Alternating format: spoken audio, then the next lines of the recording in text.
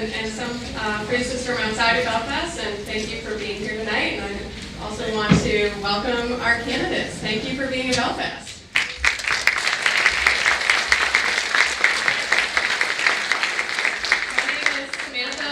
I'm the mayor of Belfast, and I am also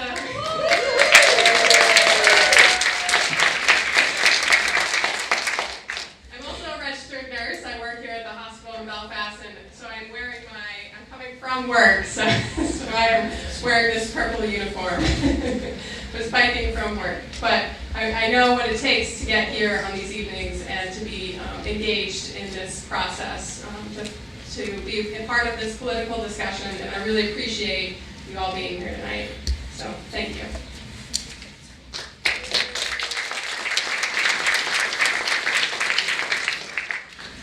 Yes, these introductions go on forever. My name is Trudy Miller, and I'm the founder of Indivisible Waldo.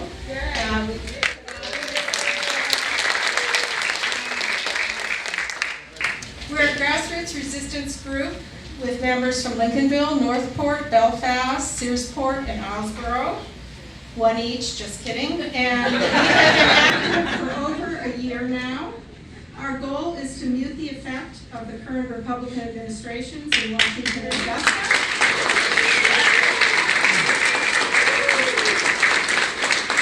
To whatever extent we can, until we can replace them with progressive legislators and executives. And to that end, we've organized this forum tonight to inform all of you about the gubernatorial candidates who are going to be facing each other in the upcoming Democratic primary. We're also going to have a very brief discussion of ranked choice voting because we're going to be using it in the primary.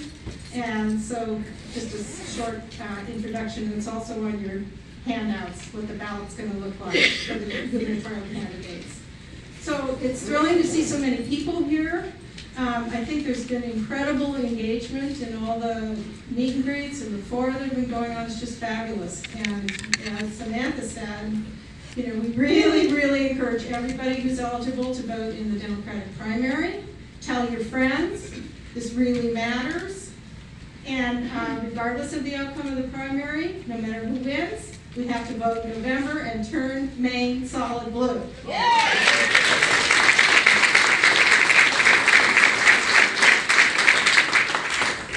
Indivisible Waldo is proudly self-supporting. We only ask for financial help on an occasion like this because this is somewhat costly. We want to thank the Waldo County Democrats who have given us a generous donation to help pay for this venue. And we've also put a jar out by the door if you just feel moved to give us a little more money because we usually just pass the hat among ourselves. We're very grateful to Josh Gerritsen, who's over there trying to video. He's a great video. He's on Josh Gerritsen Media. And we're having trouble with the sound system, which is one reason we're starting a little late. I'm not sure how it's going to work out on YouTube, but we hope to have this all on YouTube with good sound. We're grateful to the candidates who have shown up. We're hoping more would show up. Maybe they will. And most of all, we want to thank our moderator, Ben Chin, for being here. Ben, yay.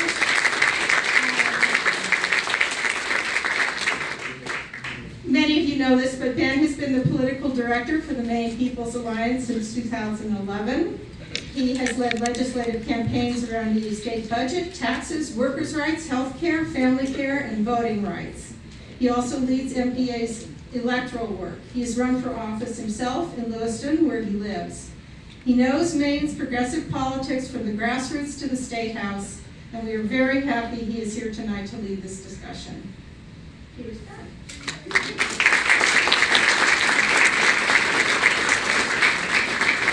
Thank you, Trudy. I'm just going to give a quick overview of what we're going to do here tonight, and I'll say I did a little turnout texting to some of the folks who aren't here yet, and I do know that Janet Mills is just running 5 or 10 minutes behind. Will be here soon. And I know I hit a little traffic on Route 3 coming in, so I'm sure that's all it is. But I just want to go over the rules and remind folks that this is actually a ranked choice voting election. So hopefully when you came in, you got a little handout. And on it are the bios of candidates. And then on the back, you can see two things. that might look a little confusing at first, but they're really very simple. The first is a question about, do you support ranked choice voting? From my perspective, and I think the perspective of many in this room, the correct answer is yes. So you can just mark yes on that. But the yes is sort of affirmative for ranked choice voting, and the people's veto that's happening about that no is against it. And then beneath there's a little grid for filling out the candidates. And so ranked choice voting is just really simple. All you do is you pick the first candidate that you like, and then your next favorite preference, and then the next one after that, and the next one after that. So anybody who's ever filled out a March Madness bracket or anything like that is over-prepared to do this. So it's a great way to make sure that we have majority rule, which, as we know, is just really important for democracy.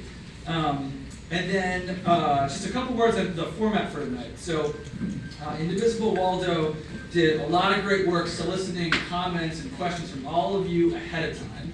And I have a stack of them right here. And so we're going to allow the candidates to do an opening statement of 3 minutes. We'll have a big picture question that they'll all get to respond to. And then after that, I'm going to just randomly pick questions from this deck and just address them to candidates as we go. And I think I heard before this that there might have been about 40 of these that you guys have done so far. So that's awesome. Really interested, engaged electorate and very engaged candidates. And I think for those of us who've been following the race closely, we want to both make sure we cover the most important issues, and we also want to try to make sure everybody here leaves with just a little bit more information to help them make up their minds. So on the candidate side of things, I'll address questions to individuals, but if you feel like there's something that you feel like is really important to add from your perspective, maybe there's something that you disagree with that's been said, or just information you think is just useful for voters to know, feel free to jump in with a 30-second response. So you'll have 90 seconds for the question if it's posed to you, and then 30 seconds if you want to kind of add on. My job is to kind of keep us moving, make sure things are civil, and so, I think I've had the privilege of working with most of the people on the stage, and they're all really wonderful people, and I've also probably had to be on opposite sides of something with them too over the years for most part as well. So I've got no problem holding them accountable. They've got no problem speaking up for themselves. Hopefully this will be a really good discussion tonight. And then the last, and then the last thing is the lightning round. So in order to keep this even more interesting, after we do a round of questions to individuals, I've got lightning round questions where we're just going to ask all the candidates one question, and they'll just have a quick response, basically like a yes or no, just really quick off the cuff lightning round response. So, opening statements, big picture question, lightning round, individual question, lightning round, individual question, lightning round, individual question, and then closing statements. So this is going to fly by. We're going to get a lot of issues out there, and just really honored to be here with all of you tonight. And then, we've got a timer up front here. So yellow means you got about 30 seconds left. Red means time to stop talking before I awkwardly have to cut you off. So hopefully there's not too much of that. And then I think I'm not going to do big, long intros of everybody. You can read more about their bios here, but maybe we can all give the candidates a big round of applause for joining us.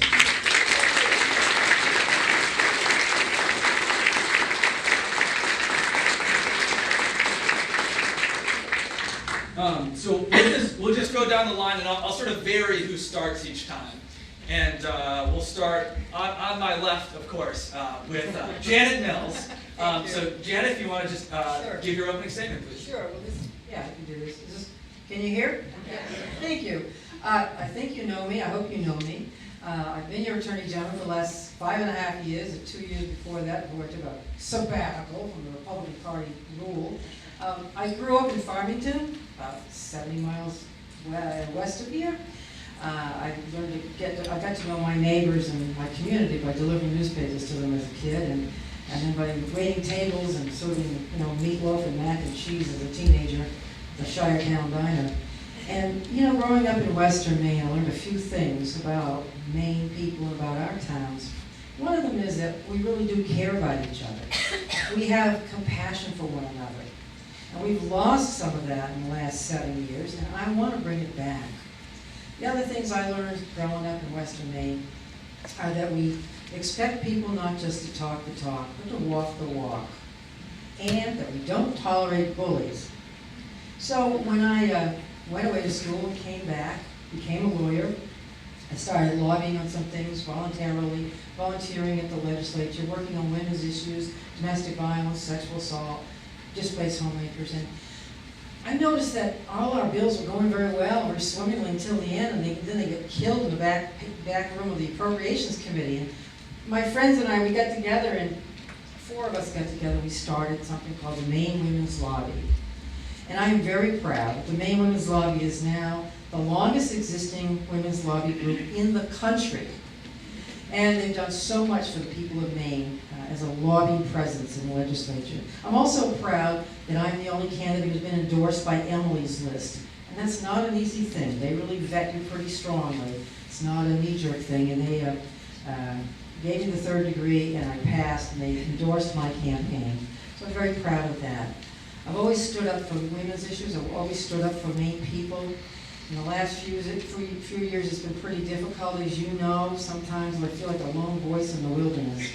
But I've stood up not only to Paula Page, but also to the Trump administration and to Scott Pruitt, standing up against the rollbacks of our beautiful clean air and clean water rules and laws and regulations, and standing up for new Mainers against the Trump administration's rollback of the DACA program and against his terrible Muslim immigration ban. So I'm fighting those fights, but I'm also posing a vision for the future. Because I've got 5 daughters I raised here in Maine, and 4 grandchildren, beautiful kids who are going to school here in Maine, staying here in Maine. I want them to have the opportunity to stay here. We've had a lot of discussions all around the state about broadband, about tech industries, about bringing jobs, and I am the 2nd district candidate in this race. I've won 8 elections in the 2nd congressional district, and I want to help defeat Bruce Poliquin this fall also. And if I'm running for governor, I'll help bring that to the state. I did just get a text back. Diane Russell's almost here. By the time we get there, we'll be ready to go. So, Mark, why don't you kick it off? You can give her a speech. Yeah. I'd rather not. I couldn't do it justice. Right? Good afternoon. My name is Mark Dion. I'm a state senator from Portland. And I really appreciate you all coming out here today. It's a beautiful day. It actually feels like summer's arrived. And I know if I wasn't running for governor, I would be tempted to be doing something else. In fact, you chose to come here and engage and give us guidance about what we should be doing and what we should be concerned about is very important to all of us. I was born and raised in Lewiston when it was a Franco town. French was my primary language. In our living room, we had a picture of Jack Kennedy, Pope John, and Queen Elizabeth. She's there because my paternal grandmother never broke her allegiance to the Dominion of Canada. Right? And because of that, I grew up with one foot in either culture. When I went to school, school was divided between French and English. And I can remember once saying to my granddad, why do they think we're stupid, the non-French speakers? And he would say, les Américains, the Americans, what's to be expected of them? Right? So this tension about the other has been going on in Lewiston for generations. The actors change, the families change, but the struggle is the same. My dad had an 8th grade education. He and my mom raised 5 of us in a 2-bedroom apartment. My bed was in the hallway next to the bathroom, so I knew if anybody wasn't feeling well at night, right? I could fake it. But we had each other. We didn't have much, we had each other. So I learned my values there. If you're the oldest, and I was, you take care of those who are younger than you. Together, we respect our elders, and as a family, we provide for each other. Whatever we have belongs to all of us. Dad worked hard, Mom worked harder at home. it was a good life, right? It's not important to have everything. It's the important things that you have to have. There's a sense of security and love and respect for each other. So that's what I took out of Lewiston. When I graduated from high school, my parents were pretty proud. My dad took me to a shed and opened the door, and there was a chair and a television on that chair. He says, all a man needs is what I just described to you, and he gave me $50. Everything else is up to you. So I went to Portland, had a career, raised 2 wonderful daughters with my wife. My first political act was being a police officer and standing at a meeting like this about housing authority. And my only question was, why do you call them projects and when will they be done? I'm a street person. I'm a person who's worked almost his whole career with those who struggle every day. Thank you.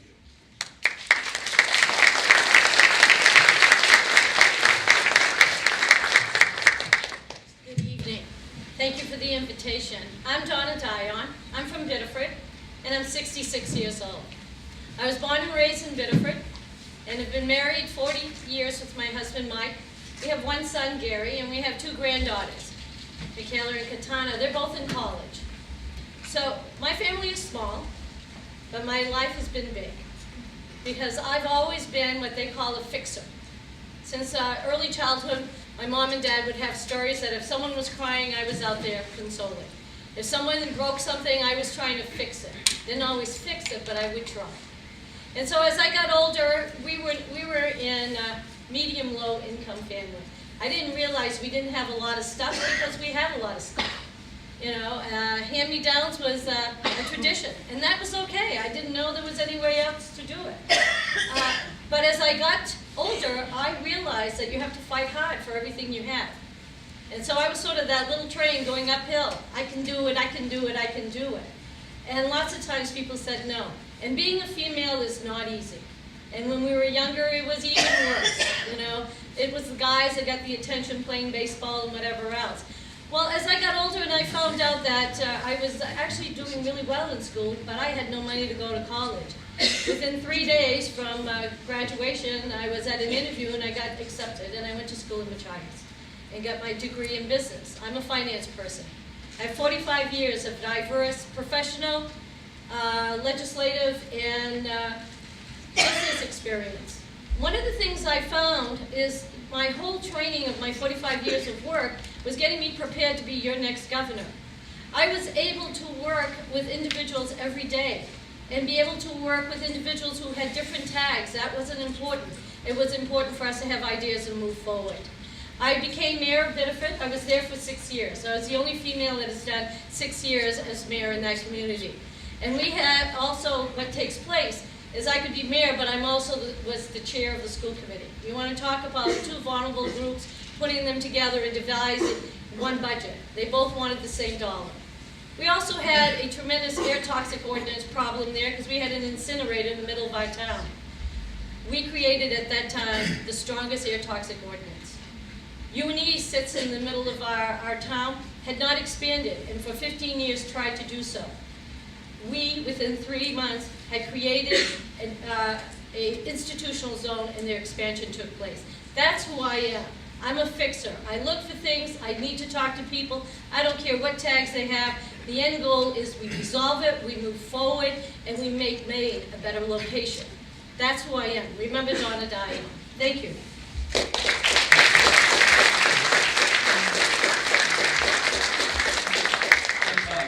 Donna, I think we're having issues with that mic, so maybe you guys can just share that one between the 3 of you going forward, if that's all right. Thank God, no. They didn't hear us? The wireless works. Would you like me to do that again? How's this one? No, use the wireless. Where's the... No wires. You shouldn't feel bad. This isn't the first event we've had problems with mics. We can all tell stories about it. My name is Adam Cody. Thank you for being here today. And as Ben mentioned, we've done at least 40 events throughout the state like this. And the energy, the excitement that we're seeing in the Democratic Party with the Indivisible groups, at the county committee level, everywhere, is electrifying this state, and it convinces me we're gonna win in November. We absolutely have to.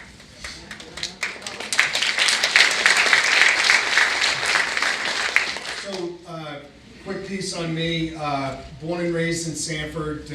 My leadership experience includes serving the local school committee in Sanford, where we experienced the cuts in revenue sharing from Governor LePage firsthand. I come from a lower income family, lower income community. 70% of our kids in our schools are on free and reduced lunch in Sanford, and we were devastated by it. I've served on many statewide boards, including Brunswick Landing, and I've worked primarily in clean energy in my life. I've worked with most types of renewables. I've worked in storage technologies. Was recognized by President Obama several years ago as one of 12 veterans he recognized nationally as champions of change for my work on clean energy and climate change. My wife is a first-generation American. She's Colombian. We're raising a young family in Sanford. We have 5 young kids between the ages of 6 and 13. And I've had 3 combat tours in the military. I retired from the Maine Army National Guard last December, and I had tours in Bosnia, Iraq, and Afghanistan. I think our next governor really has to do 2 things very well.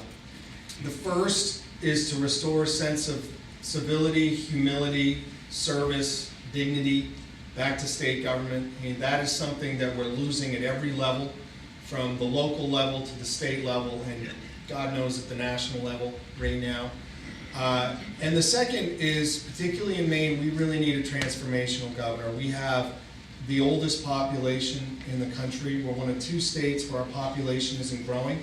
My wife and I see this when we're seeing that generation right above us, where their kids are getting out of high school, they're getting out of college. They're all having the same discussion. They want their kids to stay in their hometown, but they also want them to have a lot of opportunity. And right now, the vast majority of this state, people don't feel as though you can do both. We have an aspirational gap right now where our young people feel like they need to go someplace else to be successful. We're not attracting young people here, and we need to restore some vibrancy, and we need to grow our economy here in the state of Maine. So that's what we've been making about in my campaign. We've been working really hard, and I look forward to tonight to talk to you about these issues, and thanks for having me. I appreciate it.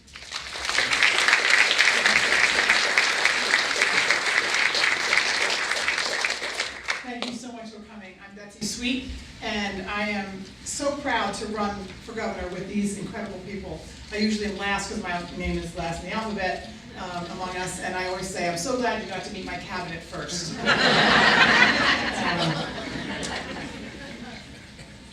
I'm running because we need something very different. Our systems are broken.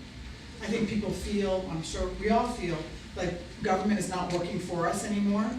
People, when I go around, people tell people I'm running for governor, they say, why would you ever want to run for government? Why would you want to be in government? Why politics? Ugh. Because we see government as something that's hurting us, not as a source of good. And it hasn't always been that way. I've been an advocate at the State House for the last 35 years, always representing nonprofit social service organizations and environmental groups.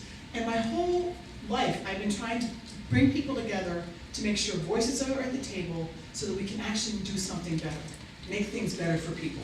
I grew up, I'm the last of 5 kids, I'm the youngest of 5 kids, and my grandparents lived out in North Haven. I don't know which direction to point here, but my dad always said to us kids, he said, make sure you leave a place better than you found it. So he meant make the bed, sweep the floor. I thought he meant change the world. So I was like, okay, let's get to it. So I've had the great privilege my whole life of always working for things I believed in and to make sure that we could change things. And it's led to an incredible opportunity. I was the director of the Maine Women's Lobby, the 3rd director of the Women's Lobby that Janet founded. And then I was the commissioner, I was the executive director of the Commission for Women under 2 governors, a Republican and a Democratic governor. And in those organizations, I was able to help write some of the first in the nation laws that we've had. The first one was the Family Medical Leave Act. Back in the 80s, when everyone said, Betsy, you can't do that. No one's gonna vote for that. And sure enough, we found people, we had conversations, we went to the common values of Mainers who said, no one should lose their job because they're taking care of their parent or their kid or their spouse. No one believes in Maine we should do that. And the same thing was for clean elections. Do you know that Maine wrote we wrote the first clean elections law in the country back in 1996. And I did the research in 1992 in my attic with a bunch of college interns to find the cases in which money had actually changed votes. And we said, that's not right. And Maine people agreed with us. And in 1996, I helped write the first Clean Elections Act in the country. I, right now, am the only Democratic candidate who is running as a clean elections candidate. Thank you. Because I'm doing it not just because it's good civics, but I'm doing it because if we don't get money out of politics, we are never going to get progress on healthcare, cleaning up the environment, fair taxation, the things that all Mainers are asking for and want. And we can't keep doing the same thing over and over and again and expect that we're going to get something different results. I think 2018 is a real turning point. I'm really excited. I can't wait to hear your questions. I'm also a mom. I live in Holloway. I have 3 spectacular daughters.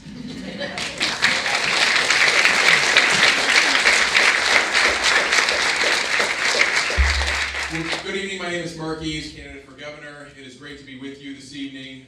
This is an important race, but I want to take a moment to acknowledge another critically important race.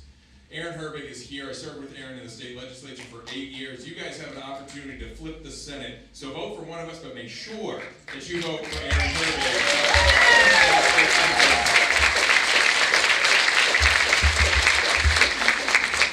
It was an incredible honor to serve in the State House with folks like Aaron, who showed up every day to fight for their communities and do right by their constituents.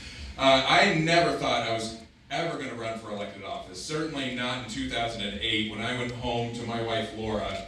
At that point, our kids were 2.5 and 10 months old, and told her the crazy thing that was asked of me, would you ever consider running for the State House? And at first I thought, wow, that's really an honor. And then I found out that they were incredibly desperate to find somebody in the district. But we thought about it and we said yes. We both chose to go into the profession of helping people. Our backgrounds are both as family therapists. We met in school, met and married all within 1 year. When you know, you know. And we felt the same way about running for governor. We're doing it because we want our kids to have an opportunity to find their future here in this state. My kids are 13, 11, and 8 right now, and in 10 years they'll be 23, 21, and 18. And there's nothing I want more than for them to be able to choose to find their future right here. But well before I ever thought about getting into politics, I was helping families in trouble. And I had a home-based family therapy practice. And I would drive out into rural parts of York County and drive down long gravel roads and knock on doors, and I'd never know what was on the other side. Every day was different, every family's different, every issue's different. I grew up in a family, I'm the youngest of 7. My dad served in the military for 35 years as a chaplain. My mom was a public school teacher, and they taught us you don't turn your back on struggling people. So I'd walk through that door, I would sit around kitchen tables and in living rooms with people living in deep poverty trying to figure it out. And I'd go back day after day after day, and we did figure it out. And I took that same approach when I was approached 10 years ago to run for my House district. It hadn't been held by a Democrat in over 30 years. And I went around with that same approach and knocked on doors and connected with people. And we surprised a lot of people, including myself, and we won. 4 years later, I was elected by my colleagues in the State House to the office of Speaker, one of the greatest honors of my life, and then re-elected in 2014. And standing on the stage today, talking about running for governor is a surreal moment. We have so much opportunity in front of us, whether it's renewable energy, making sure that we have universal health care so that every person that gets sick can go to the doctor, fully funding our kids' schools. There's so much opportunity. My name is Mark Eves, and look forward to engaging in this conversation with you this evening. I hope that I can earn your support. Thank you.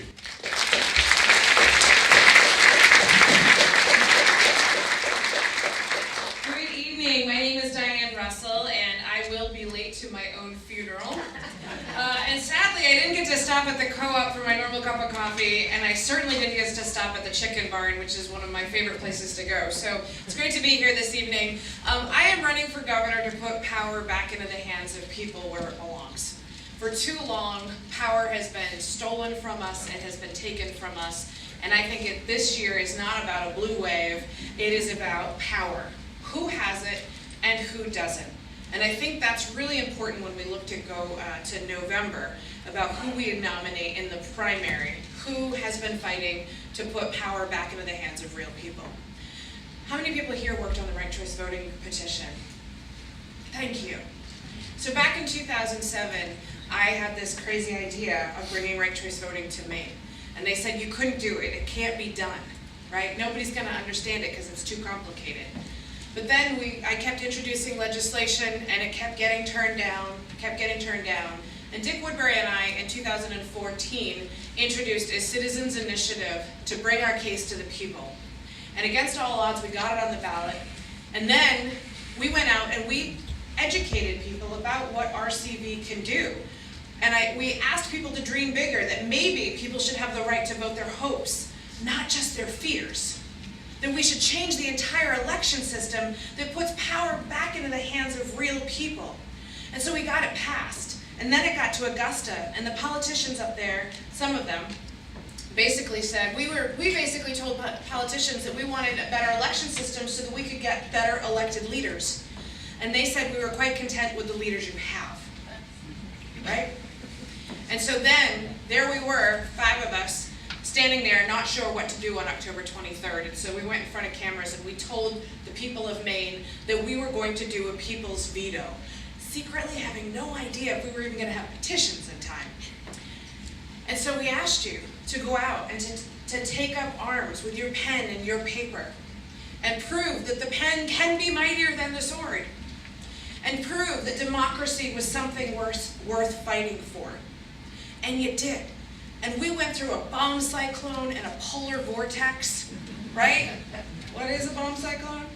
And we came back with 80,000 signatures to tell Augusta that Maine people will be heard. And now we have ranked choice voting, so that you don't have to vote for just one of us, you can vote for all of us.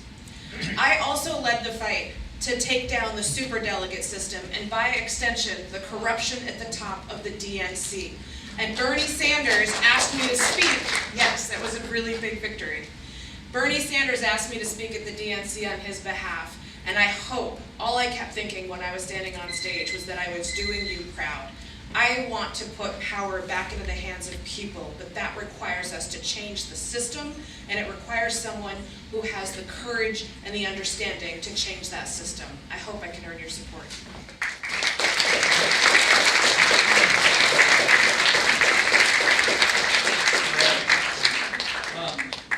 We'll start with Mark Dion for this first question. We'll kind of loop back around and end with Janet Mills here.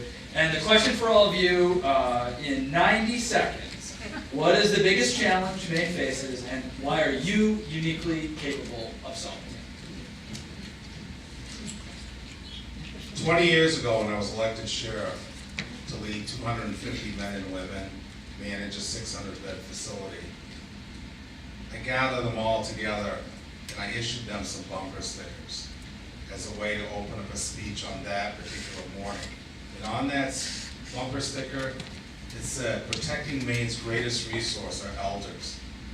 We talk a lot about a lot of headline issues in the state, the opiate crisis, taxes, etc. The crisis, the structural attack on the livability of our communities is represented in this room. We need to have a healthcare system that shifts care from hospitals to the home, increases contact with our elderly citizens, because you can die from isolation. Disease is one thing. Loss of contact is key to your survival and your own quality of life. That is the #1 issue, and I'll do everything I can as governor to shift the focus of healthcare from hospitals and corporate medicines to practitioners and community, lower the access to those services, and guarantee that you can grow old, have golden years in your own home, and stay connected to your family. That is the #1 issue that has to be resolved as a governor. Thank you.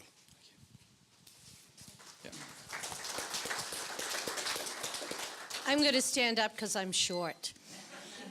And I want to see everyone in the back.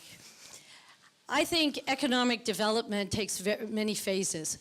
If we do economic development by increasing broadband and getting more communication and having more businesses here, looking at the tax exemptions that we're doing so that we turn it and use some of the tax exemptions that we might had for businesses that needed assistance and now revert it to other businesses that could use that and expand and get more businesses. The intent is to get more revenue into our income so that we can start looking at the best ways to provide all of these other recommendations that we're trying to do. We need money for each one of those. So I look at economic development as training and development.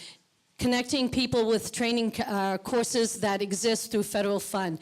Looking at individuals in school and connecting them with jobs and do internships, paid internships.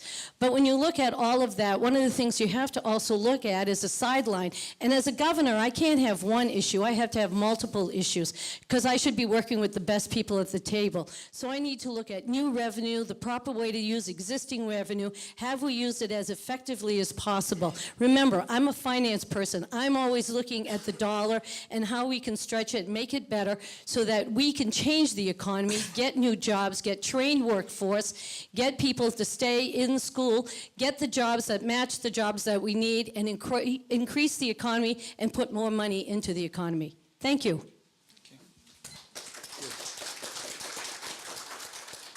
I would say the biggest issue facing the state of Maine right now is that we're last in New England and one of the last in the country on jobs, income, and economic growth.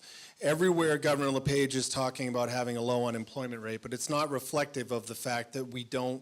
It's largely because, as I said, we have the oldest population in the country and we're not growing. We have not been able to come forward with a growth strategy for this state, investing in education, healthcare, the environment. We need to grow our economy. The way to do that, in my mind, is really focusing on three things. The first is infrastructure, with broadband being the most important. That affects education, it affects telemedicine. You can't sell blueberries outside of Washington County if you don't have an internet connection. Second, it's workforce training. I have not been to a business or spoken to a labor union yet that is not having a problem with recruiting, retention, or attrition management. It's attracting good quality people and putting them in the work that they need to. It's harder to find a plumber, electrician, a finished carpenter in this state than it is to find a lawyer. And lastly, it's focusing on our competitive advantages. I've been around the world, not just in the military, but I was in Haiti a week after the earthquake. I was a contract attorney for USAID, helping write energy laws in countries like Albania and others. And I really view this, the fact that we have such a great state here with an abundance of natural resources. We need to be focusing on clean energy, the next generation of agriculture and other products, aquaculture. We do that, I think we can grow and we'll attract young people here to do that. Thank you.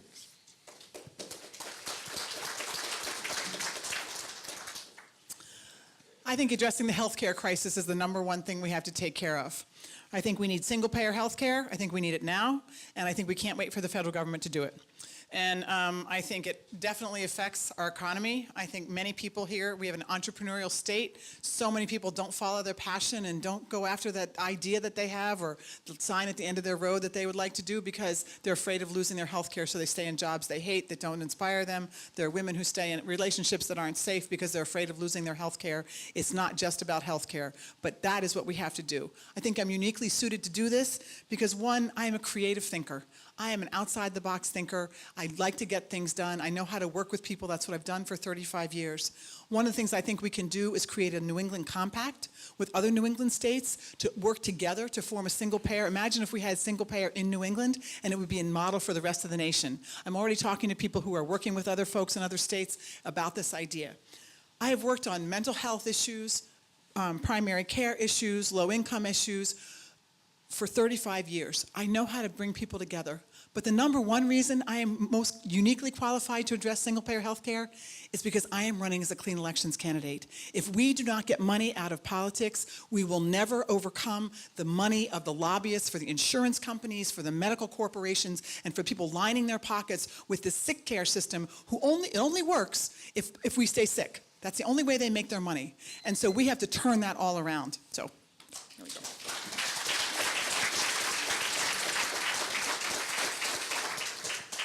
I think the number one issue for the state of Maine is the fact that we are the oldest state in the nation, that 50% of our workforce is going to retire, eligible to retire in 10 years, and there's no strategy to address that. This is about our economy, and it's about that 10-year lookout to how are we going to address the fact that half of our workforce is retiring in 10 years. You know, I have a build a wall strategy to this, from New Hampshire to Canada, just to build a wall, keep our kids here, plug them into our economy. But even if I were successful in doing that and making sure New Hampshire paid for it, that wouldn't even replace half of the jobs that we need in this state because of our retiring workforce. That's the dire situation that we're in right now. And that's why we have to have a governor that is welcoming to immigrants, to people that are not, I mean, that is the bottom line. Our economy will never grow. We will not be able to be prepared in 10 years if we do not make sure that we are more welcoming in our state. And as I'm picking on New Hampshire here, but I like to say, whether you come from New Hampshire or another foreign country, we need to make sure that you have a place in our economy. So, you know, I think it's important the face in which we put on the state of Maine as well. And I want to be the youngest governor and the oldest state in the nation to tell the story about what it's like to raise a family here in this state. Our quality of life, our communities, our public schools. We have a great story to tell about Maine. Thank you.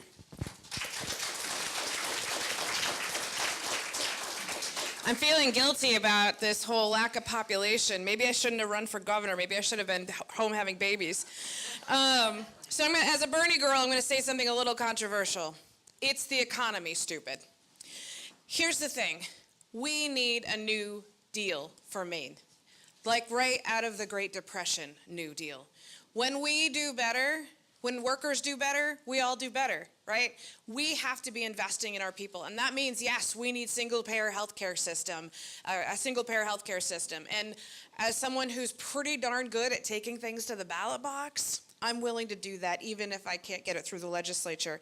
But we also need a right to good jobs. A right. We need to think about these things as economic rights.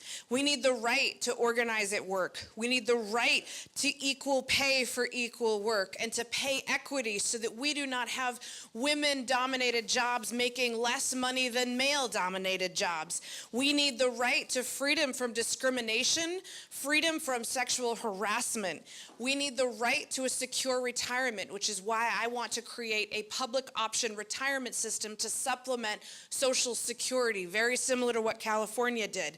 We have the right to a safe and affordable home.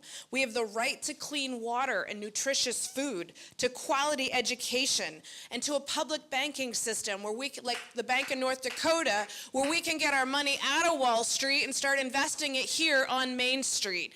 A new deal for Maine, an economic security bill of rights grounded in working people would build a sustainable economy for the future, one that we can be proud of and one that we can pass on to the next generation.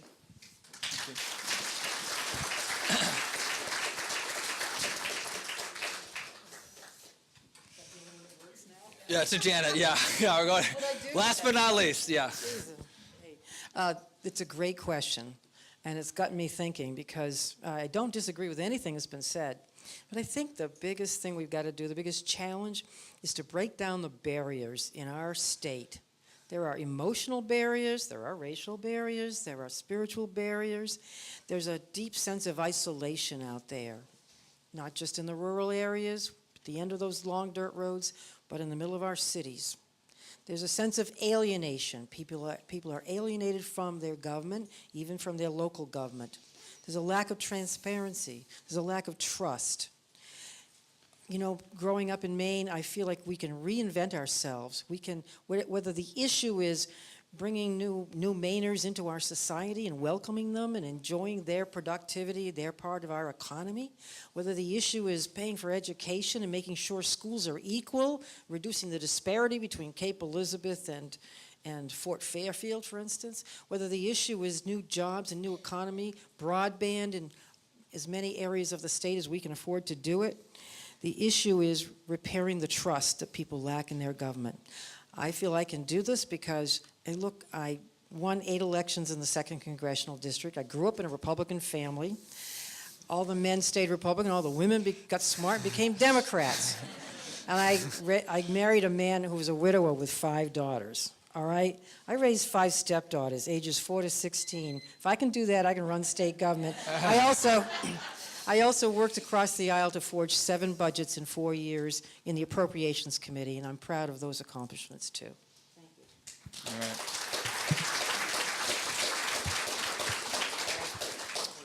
So we're going to do our first lightning round, hopefully make a little bit of time here. We'll start with Donna, and so just kind of quick yes or no answer. And the question is, would you support Maine joining the 10 other states in the national popular vote that would pledge all of Maine's electoral votes to whomever wins the popular vote?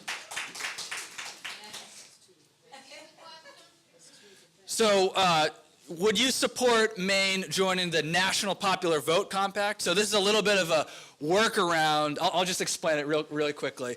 So because it's really hard to get rid of the whole Electoral College, there's a movement of states that would say, if enough states sign on to this, all the states would just have their Electoral College delegates vote with whoever wins the national popular vote. So in the last case, when Trump won the Electoral College vote, but not the popular vote, this would be a workaround it where the delegates from all these states, I think it's like 3/4 of the states would have to sign up for this. They'd all throw their weight behind whoever won the national popular vote. It's a little bit of a tricky process question. Donna, where are you at on it? I think the question is popular vote. Is this what you're trying to say? I mean, if all of us got together, then obviously Trump would not be in place if we had that in place. That's what you're saying. That's right, yeah. I have a really fast way to explain. All right, yeah, okay, here goes the lightning round, but yeah, just a really quick explanation. And then this will be the last word, and we'll just, whether you understand or not, we'll get your answer. It is a constitutional means to circumvent the Constitution and get rid of the Electoral College.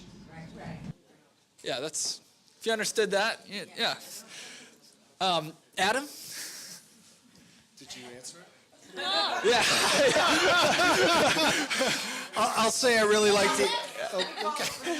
I say I never passed that. We've had 40 events and this never happened. So it's rare we get a question we haven't been asked, but I really like the idea. I guess my concern would be it might lead candidates to just campaign in cities, and that concerns me. Okay.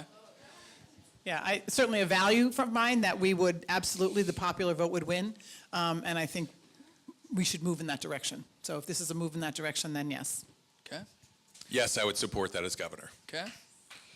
I've been fighting for it for years. Okay. Circle back around to Janet here. I'm not inclined to open up the Constitution until the Equal Rights Amendment of the Constitution is enacted. Okay. All right. So I think yeah, do you want to say that one more time with the mic? I said I'm not inclined to open up the U.S. Constitution until the Equal Rights Amendment is passed. It's a no for now. So I think that's a no. Okay. I have this on my website, so I've said yes for quite a while. Okay. The Electoral College was grounded on racist assumptions. It's got to be stricken, and this is a path forward. Great. Okay. We're going to go to our first individual question round. So I think, Adam, we're going to start with you here. And I got my deck. And so we've already asked one question that hopefully you haven't heard yet before. So hopefully it's pretty interesting to folks. I'm going to go through here. And again, you'll have 90 seconds. If anybody really wants to jump in with a quick 30-second to dispute anything that's been said, go for it. Otherwise, I'm going to try to keep us moving. So first question for you, Adam, is Governor LePage closed the prison in Washington County. Would you reopen the Down East Correctional Facility? Yes, I absolutely would. I would definitely reopen the Down East Correctional Facility. In fact, do you want me to stand? Yes, I absolutely would. It was terrible what the governor did to do that in the way he did it, and also to shut that one down in particular. They had a phenomenal work release program that was viewed as a national model. And when he did that, he not only treated the folks disrespectfully, he not only did it in the worst possible way that you can imagine, doing it at the 11th hour, but also that affected not only the future of the people that were there, but so many local businesses. This was really something that was very unique nationally and been viewed as a model for doing that. So yes, I absolutely would reopen it. No further discussion. I'll yield the rest of my time. Okay, great. I'll bank that for you. Betsy Sweet, free college for everyone, question mark. Yeah, so I actually have a proposal on my website, and you can see one of the things that I want to do is offer every high school student in Maine, senior, the opportunity to give a year of community service when they graduate. Building trails, taking care of the elderly, daycare, teaching English as a second language to new Mainers, building trails, all that kind of stuff. And in exchange, they get 2 years of tuition, either at a community college or the last 2 years of a 4-year education. Because so many of our kids go to school and then they drop out after 1 or 2 years because they can't afford it. So this is a way, so it's not, I wouldn't call it free, because I think we need that, I think it helps with that sense of giving back, of being something big, being bigger, being part of something bigger than they are. You know, community, it builds the communities, and our communities have been ripped apart. So I think we should do free tuition, and I don't think it should just be in our Maine, University in Maine system. I think we need the leadership of the governor to get the Bates and the Bowdens and the Colbys and the Thomases and the UNEs to play. And I think they will when we talk about bringing Maine back and part of our comeback story. So yes, 2 years, but the last 2 years in exchange for a year of community service first. Okay, thank you. Mark Eves, do you support a casino for the Passamaquoddy? Very good question. I support a lot more than a casino for the Passamaquoddy. I think that we need to be partners again and recognize the tribal sovereignty of our tribal nations. That's something that you have probably heard. If you haven't, there is a relationship right now that is broken with our tribal nations, and it needs to be repaired. So I do need to be clear. Generally, I am not supportive of a casino, particularly when Shady Sean and folks run it. But for me, the time to focus on economic development, a bigger picture, and be partners with our tribal nations needs to happen, and that relationship needs to be restored. Great, thank you.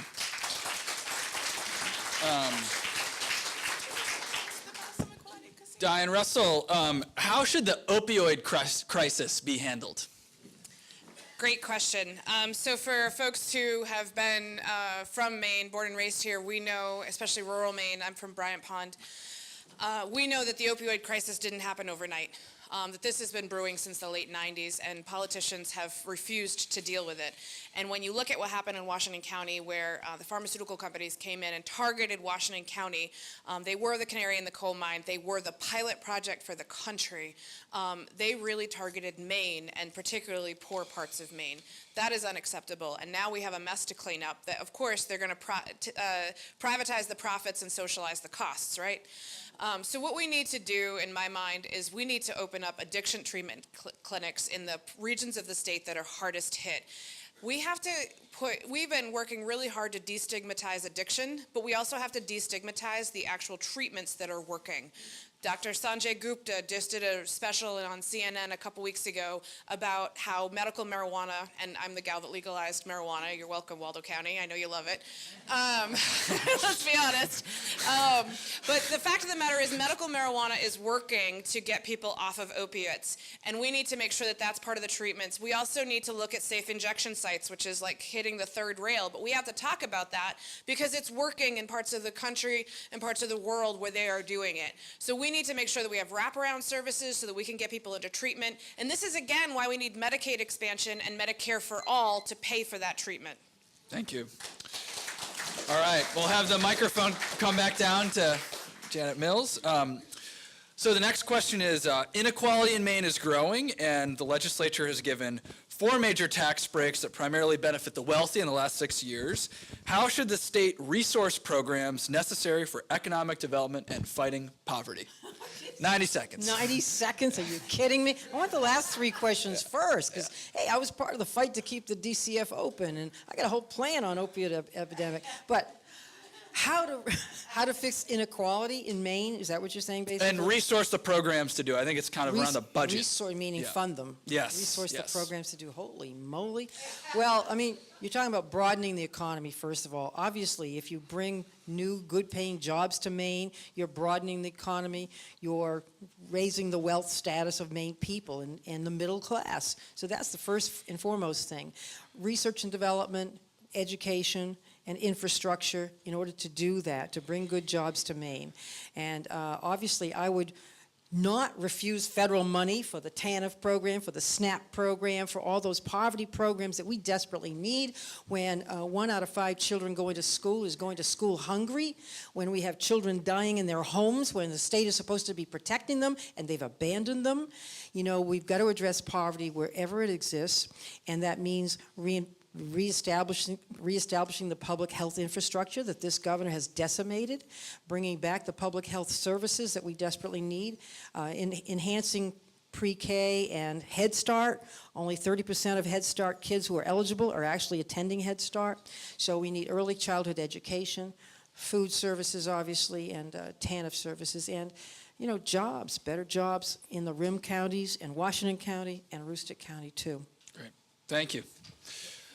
Yeah, okay, 2 quick responses. Betsy and then Mark. Did you already go? I think we're going to do just quick 30-second response here, so we could have a 30 seconds just on the So clock I real think quick. there's 2 other things. I think to me this is what the 2018 election is about for governor. This is a question of priorities. Where do we put our money? Do we put our money with people who are tax breaks for the wealthy, or do we put our money in 25% of our kids going to bed hungry at night? This is who we are as a state, and not treating our state like a business, but treating our state like a family where we take care of everyone.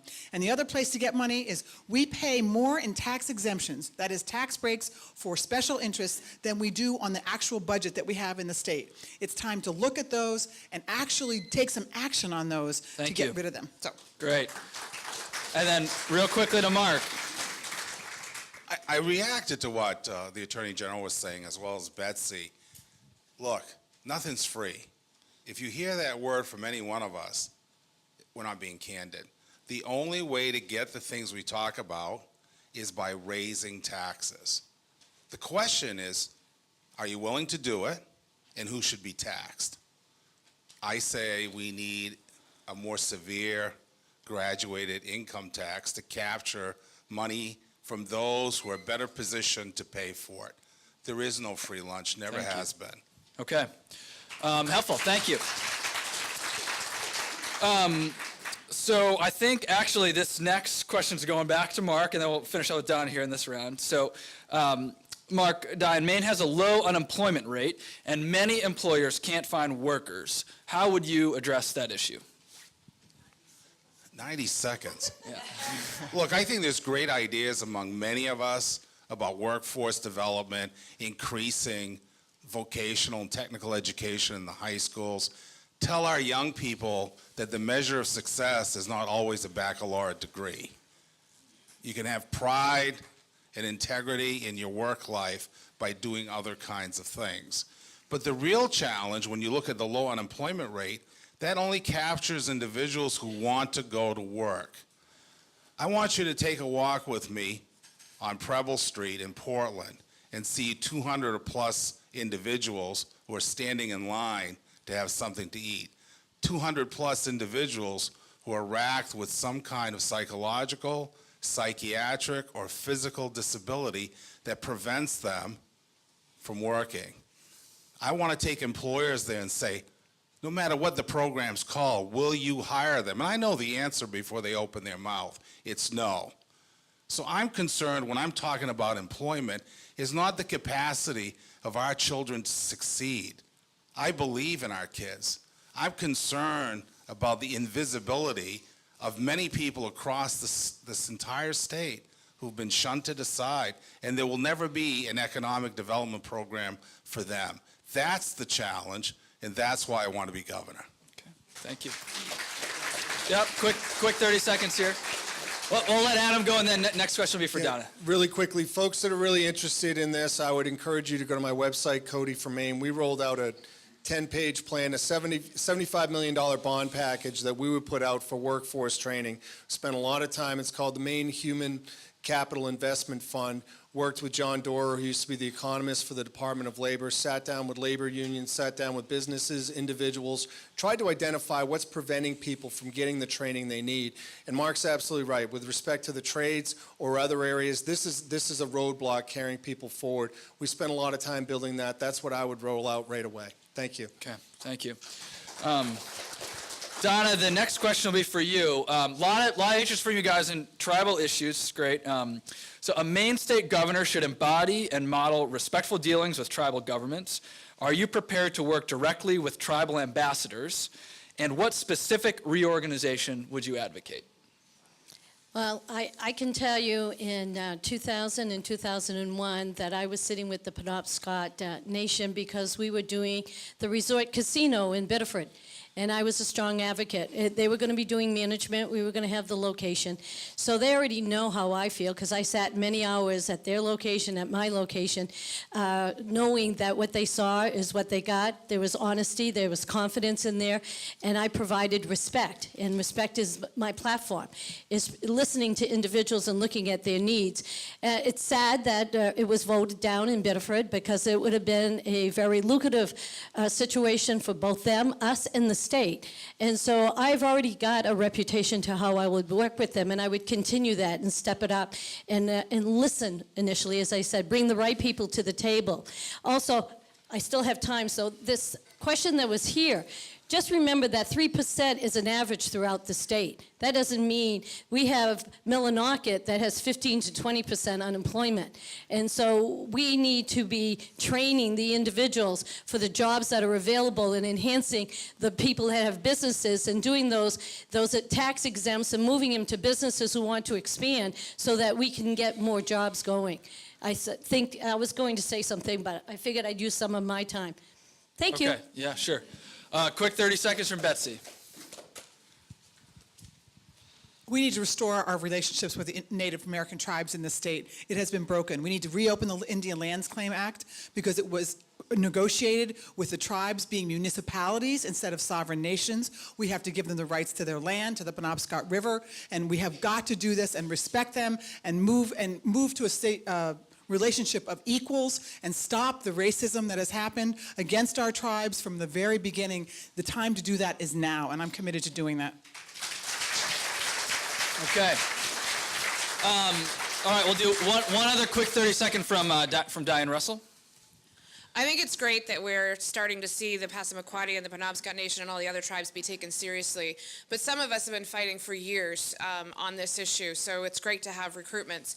But you asked earlier about the Passamaquoddy casino, and I worked really hard to build a comprehensive gaming policy for Maine, and I was thwarted at every step of the way by people in the legislature. I led the fight on the floor to overturn 4 bills that morning, on one morning, specifically to make sure that the Passamaquoddies could have Thank it. you. So we have to make sure that we are looking at people who have been working on this for years, Thank not you. just folks that are new to the table. Okay, thank you. All right, so we're going to go to our lightning round next. And so we're going to start this with Betsy. Got it. Thank you. So this relates to ranked choice voting. Are you in favor of changing Maine's constitution to require majority vote for state office? Yes. Mark? Yes. I have taken it to ballot twice, to court twice, hell yes. Okay. Coming back around. Yes, yes. Yes. Yes. All right, you guys made it easy. That's great. So we're gonna pick this off and start with Mark for this next one. What's the governor's role in developing good-paying jobs in the state of Maine? A big role. And one of the things that we can do is make sure that we're funding education at 55%, which would be in my first budget, You asked about funding and resourcing. The way that we'll do it is the same way that the voters asked us to do it, and that is by taxing wealthy and corporations to pay their fair share. We have to address income inequality in the state, and that is a way to do it. I highlight education because that leads to increased wages. When we look at the unemployment number, it is a fig leaf. It's not a real indicator of how people are living and what the struggles are they're going through. Wages are. So one strategy is making sure that at the high school level, there's been some talk about vocational training programs. We have to make sure that we're doing more. When we put more money into education, I hope that there's a robust investment in our vocational training programs so that we are valuing multiple pathways, no matter where you are after high school. If you're not going on to a 2-year, 4-year college, you have an employable credential. We need to make sure that after 10 years that our trades are competitive, that our parents are begging their kids to go into them because they know that they can get out, not have the student debt, and get right into the workforce. So I think the governor has a leadership role to make sure that school districts are making those types of investments and that we are aligning workforce training programs with what those workforce needs are. That is something the governor can do. Thank you. Yep, quick 30-second right here for Janet. Thank you, and I agree. The Maine Quality Centers, which is part of the Maine Community Colleges, does a great job and should be enhanced. We should double their efforts. I believe in the trades too. That's why when I settled a lawsuit with Bath Fitters and Company, I got a $500,000 settlement. I called all the VocaTech centers. I started a plumbing program at Lewiston High School, Biddeford High School, Oxford Hills High School, and Mount Blue High School, and I said, get some girls in those programs. A year ago, the highest achieving VocaTech student at Mount Blue Foster Tech was a girl in the plumbing program. Excellent. All right. As the mic's moving down to Diane, next question here. Dad, what does common sense gun control look like in Maine?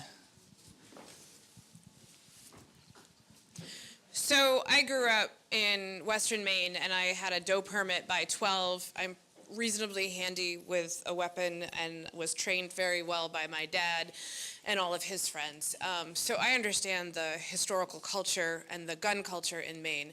And there's an interesting thing about that, and that is that it's not just a right, there are responsibilities to safety associated with that. It really came to light for me because everybody, when you have these mass shootings, it's someone else that has them. And it really hit home for me a couple years ago when my mom's cousin was part of a mass shooting that took 6 members of our family in a matter of minutes, including a 6-year-old boy. And all of a sudden it became real, and they were camping in Texas. So there is no need for weapons of war to be in the hands of violent people. And I know gun owners, and I know that they do not want their name associated with violent criminals either. It's not, we have to get beyond this bifurcated debate and get down to the real brass tacks of how you regulate that. We do not need bump stocks. Anybody that needs a high capacity magazine shouldn't be hunting because you clearly can't aim.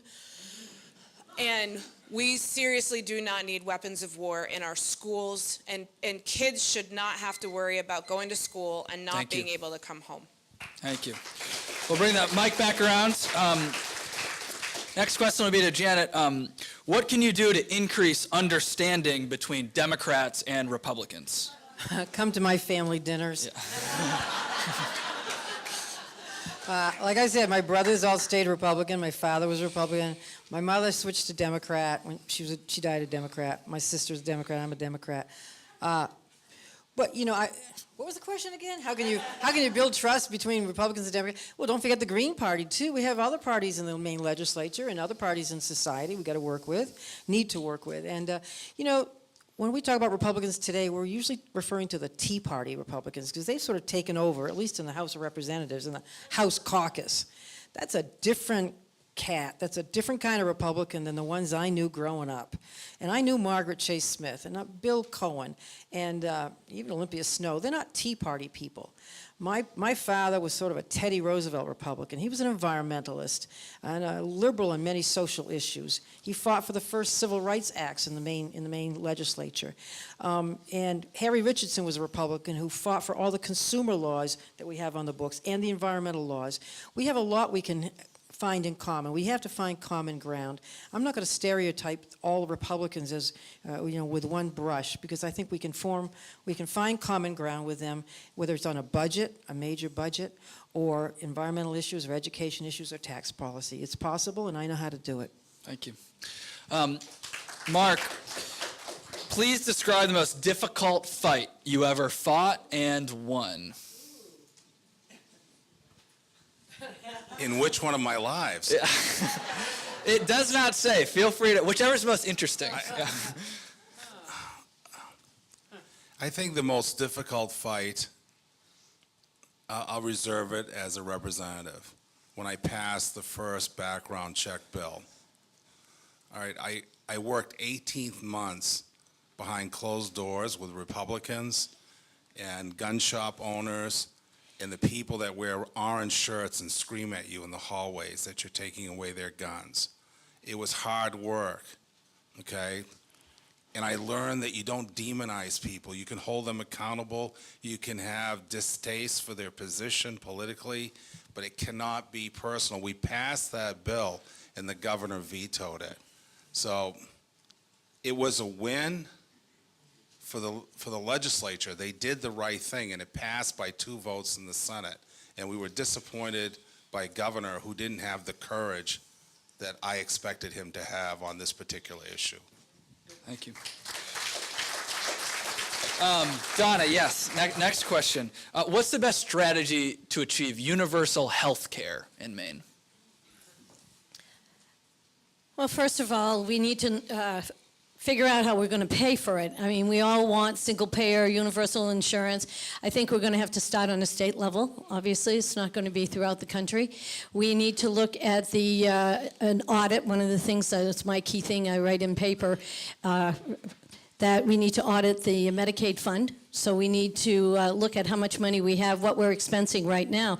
But we need to start a progressive stepping to that single-payer universal health care, because you can't jump from the left to the right without the payment in between. We need to bring the right people at the table. We need to be progressive in how we minimize the effects on individual people, the citizens, and then the businesses and the state, and have a standard payment throughout all of the individuals so they are all eligible. We're all paying a set amount, but we need to transition into that. There is nothing that's today, which we've been working on for the last 15, 20 years. It has to be a progression, but we need to be aggressive today, and we can't be waiting for other individuals. So it's a money situation. We have some of the money that's already there between what we're already paying, Medicaid funds and auditing, and working with the businesses. I worked with workers' comp in the late 80s and 90s, when everything was in a bad state. We were able to organize a system by which we put a capital investment to set the standards of what we wanted to do, and then we moved to get together over a period of time to make everything cost effective. It would be that kind of strategy. Thank you.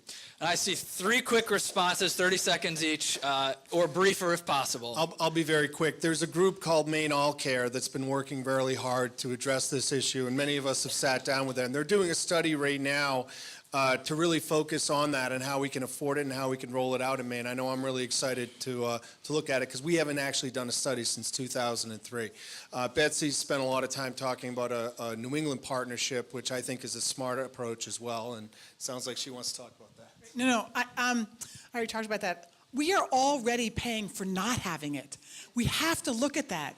Our jails, our emergency rooms, we are paying dearly for not having behavioral health services at a community level, because those folks are in jail and those folks are in the emergency rooms, and that's way more expensive than providing health care. So when we look at these issues, we have to have a global view of the budget and not just look at little silos. We obviously have to expand Medicaid. Everyone who's over 65 already has single payer. Everyone under a certain income in Maine already has single payer. It's us in the middle. So we really have to look at the global budget and stop saying that we can't afford it. We're already paying for not having it. Okay. So I will just say very quickly, I wasn't one of the hands that raised, but I think this is critically important. Worked on it for 4 years in the Speaker's office. It was the first bill that I sponsored when I had the opportunity to expand Medicaid. We worked to build a coalition, bipartisan. There's Republicans and Democrats all working on this. We got it to the governor's desk. The first time was our best opportunity. It got vetoed. 2 Republicans flipped their votes in the House. I was presiding over the vote, saw the votes come in. I could not believe it. And I thought about the 70,000 Mainers that would not get health care. We put it back on his desk 4 more times, and finally, the people finally passed it. So it's critically important. Thank you. Very briefly. The question was, what do we have to do to get universal health care? And the answer is simple. We have to fight for it. Okay. All right. I'm definitely watching the clock. Don't worry, we're going to get out of here on time. So we're just going to do 2 more questions here, and then we're going to start to wrap. So we'll go to Adam next. What steps would you take to encourage renewable energy? Yes. Sorry. I swear I did not. I'm just pulling on the deck here. I did. The payment's in the mail. PayPal. A couple things. Only 90 seconds. All right. Yeah. Sorry. First of all, we need to put on the PUC some commissioners that really support it and accept it. And that's the most important thing, and that's something that the governor can do right away. The second is to really have a comprehensive plan. We have not had a comprehensive energy plan in the state of Maine that addresses climate change, addresses resiliency, addresses mitigation for all of these things. I think Maine can absolutely be a leader on this, and not just a regional leader, but a global leader. This is incredibly important. We have to encourage solar. We have problems not supporting community solar, which is taking off nationally. We have some really dumb regulations preventing it right now from really taking off, like limiting 10 folks to be a part of it, to having a fee interest, or all sorts of things. We have to look at properly sited wind and offshore wind. The University of Maine is developing the Maine Aquaventus program, which can really be phenomenal as far as not only developing the power that we can provide regionally, but the intellectual property rights that the University of Maine has to developing the first of its kind in the world can completely change the endowment of the University of Maine if this takes off, and I believe it will. So I think it'll have a ripple effect on our economy. I think it will help create jobs. One of the things I've also talked about, which isn't technically renewable power, but it comes with the intermittency of renewables, and that is doing off-peak pricing. All of you now have smart meters in your home. If we set it up so power is cheaper at 8 o'clock at night to 8 in the morning, it helps people understand how the smart grid works. It'll help drive down prices for everybody. Thank you. And help us start introducing us to that next generation. Thank you. 90 seconds. Said the best I could. One quick follow-up here from Mark Diane. I'm actually going to stand up for this one. I've spent 6 years on the... Do you want to use the mic? I've spent 6 years on the Energy Committee as the Senate leader, right?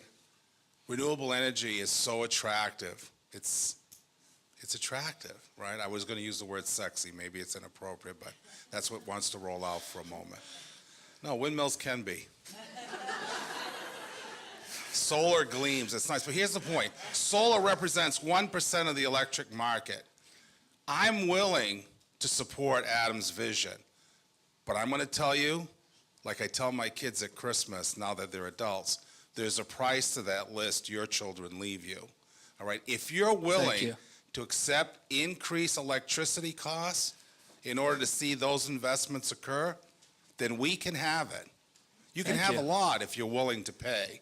And that's been the battleground with the LePage administration, because he has held the line against ratepayer increases.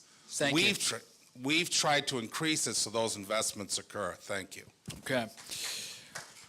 Here's our last question for Betsy, and then we're going to start to wrap here. What is the governor's role in attracting more business to Maine? Well, so far, our last 8 years, our strategy has been Maine's terrible. We have a terrible legislature, we have a terrible tax structure, we have terrible everything. Come to Maine. So I'm not a PR expert, but I'm thinking that's not the right way to do it. So I think we have to do a number of things. And I actually think that actually being a governor and someone who touts the state of Maine and all our incredible natural resources, our work ethic, the things that are so great about Maine is an important piece of attracting businesses to Maine. But I also think we have to grow where we're planted, literally. We have such an incredible economy. We spend millions of dollars trying to attract businesses from out of state, big manufacturers from out of state in this state. Not a lot of them are going to come. But we have entrepreneurs who are getting no help from us. And the number one group of young people coming to Maine, the only group of young people, is young farmers, our young organic farmers. And do you know what we do to help them market and process their food? Nothing. So I am really interested in helping us to grow where we're planted, literally, and also help with entrepreneurial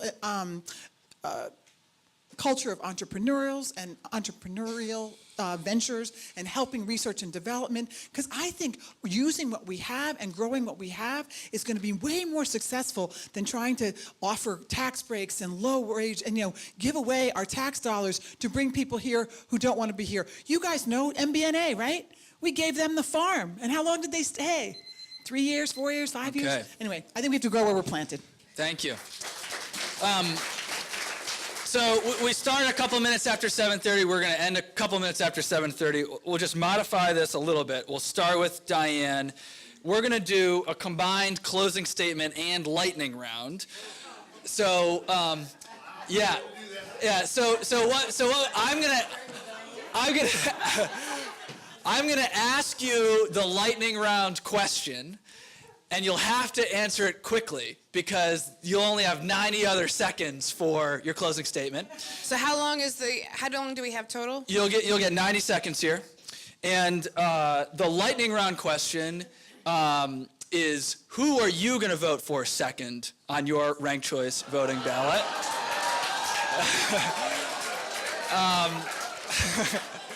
So, interesting for us. Hopefully interesting for you, and then just your closing thoughts. So we'll just do 90 seconds here, and then we'll wrap. It is the year of the Women's March, so I will be voting for the ladies first. Progressive women are actually leading. We are running, and we are winning. That is a fact that is happening across the country.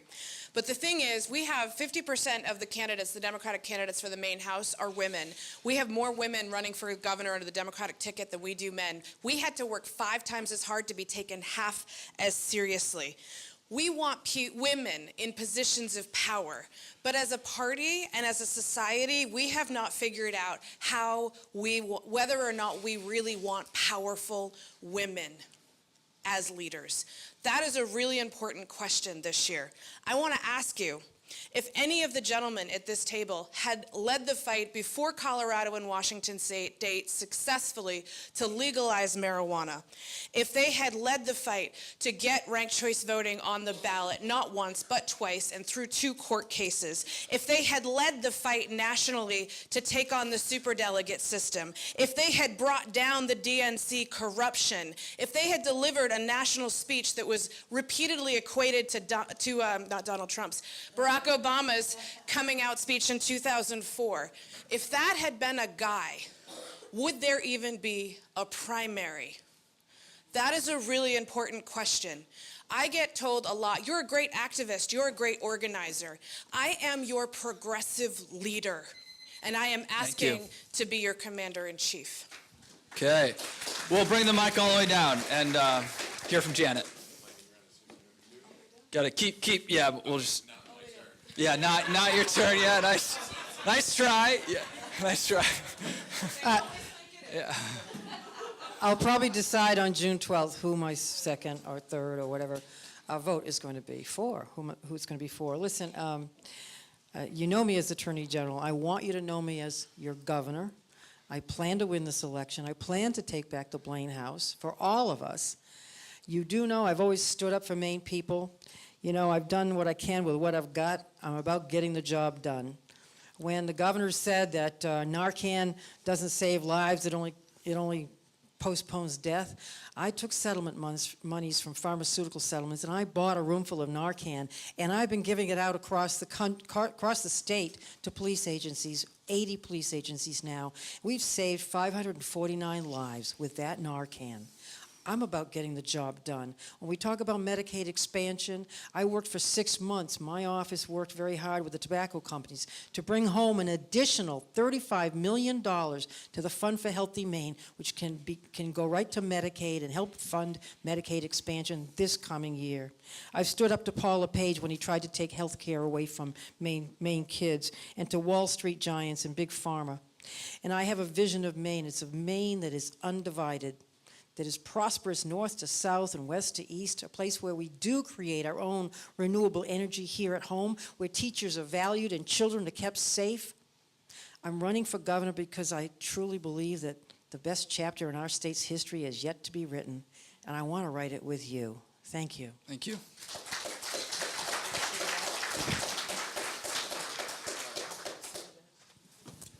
She asked me if I was getting sick of it.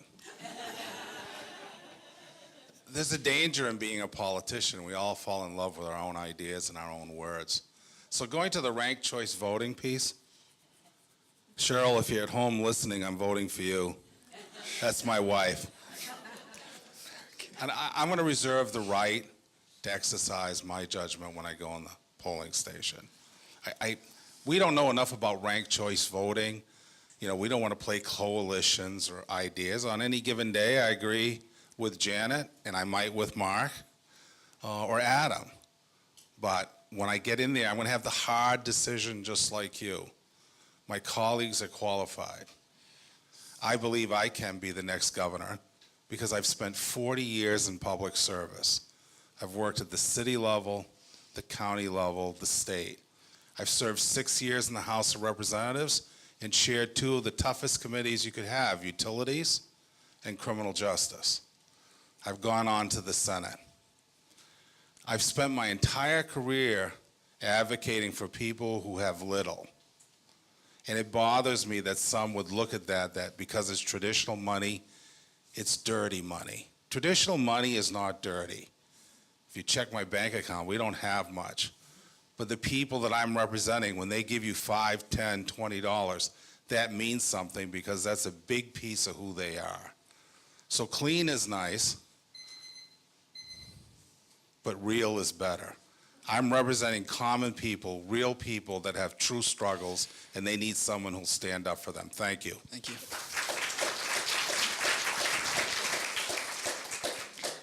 I started the process by saying I was a fixer, and money is my tool. And I always, in my 45 years, have worked across the country working with individuals, strangers, getting everybody to work together to find the best way we can resolve any operational problems. I'm applying for the best job, and if I'm interviewing for a job, I'm not indicating who the second person should be behind me because I want to be the number one that's chosen. I think we need to look at our financial situation. We have lots of wants and desires. We're located here, and we want to be here.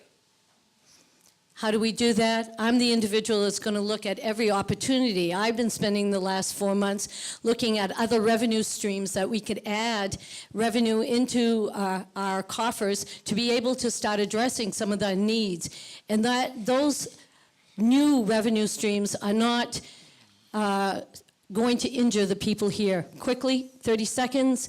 I want to put a service fee on non-resident property owners in our community. Think about that. A small percentage on the value of their house because they pay taxes, but they don't help us with the infrastructure. And every weekend, every day, anybody using their property, they don't pay a single penny of income tax to this state. We need to get them to assist us in our infrastructure. Think about that. Let me plant the seed. Thank you. Thank you. I've given a lot of thought to where I see this state 10 years from now, 15 years from now, 20 years from now. And I'll confess I'm not being remotely coy or strategic or anything. I still haven't decided how the second or third or fourth place votes. And when I do decide, I'm not sure I'm going to share it. I don't know that that's appropriate for me to do. I do think we have some great people up here, and I have very high respect for them. And to be in a group with 4 very accomplished women and three accomplished men. I think we represent the party well. But I want to see us win in November. That's the biggest thing. That's the most important thing. And I'd ask that you leave here getting energized to not only vote in the primary, but to encourage others to do the same. And then November. We've got to turn out in November. For me, deciding to run, I was the first one to declare in this race, and I declared the week that everyone thought Susan Collins was going to run. So I felt very strongly that, you're either in it or you're not.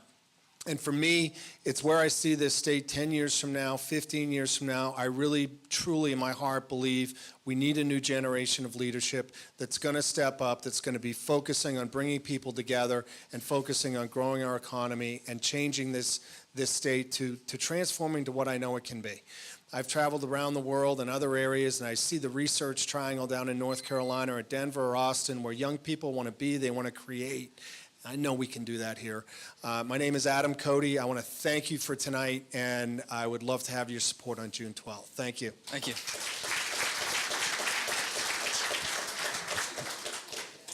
I am so grateful that you have had us here.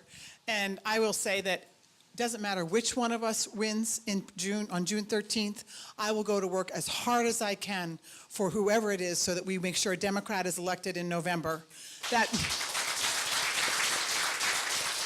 said, I have had the honor of working with Mark. I sort of trained Mark when he first got elected. And so I like to stick with my proteges. So he would be my number 2 right now. So, right now, he is my, unless he does something really stupid in the next couple of weeks. But I think, where we are in 2018 is we have all gotten really used to saying no. No to the worst of LePage, no to the worst of Trump now. 2018 is the time, it's our opportunity to say yes. Yes to universal health care. Yes to a clean environment. Yes to renewable energy. Yes to rights for everyone in this state. Women, our native tribes, everybody, LGBTQ community. And yes to getting money out of politics. We have the opportunity to lead the nation by electing a clean elections candidate so that in November, we're not just running against someone and saying, oh, we wish they had much money as they did, but we don't. We say, no, that system is broken. We are ready to take our democracy back into the hands of people. This is our opportunity. I hope you'll say yes to me on June 12th. We have signs, we have buttons, and this is my last day that I can take $5 contributions towards the Clean Elections Fund. No, it's true. This is it. And so if you haven't done that and you're willing to say yes to clean elections, please see us outside on the way out. Thank you. Thank you so much for having us.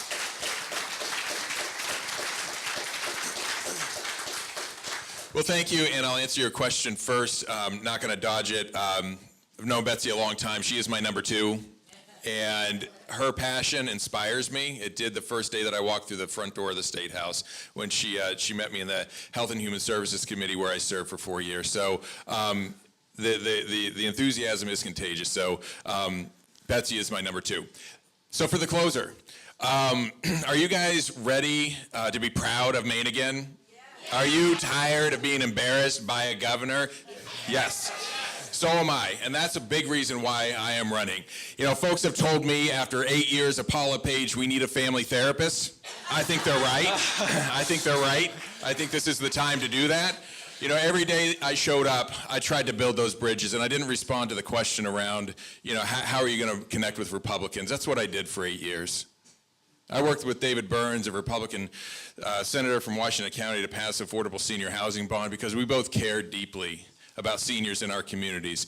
I worked with Mike Thibodeau. I often get long, frowny faces, especially in Waldo County, but we both had a job to do. We never shut down state government. That's a really low bar. Shouldn't be an accomplishment, but we both made a commitment to each other to make sure we didn't shut down state government. We have so much opportunity for our state if we will just realize it, show up, and get done.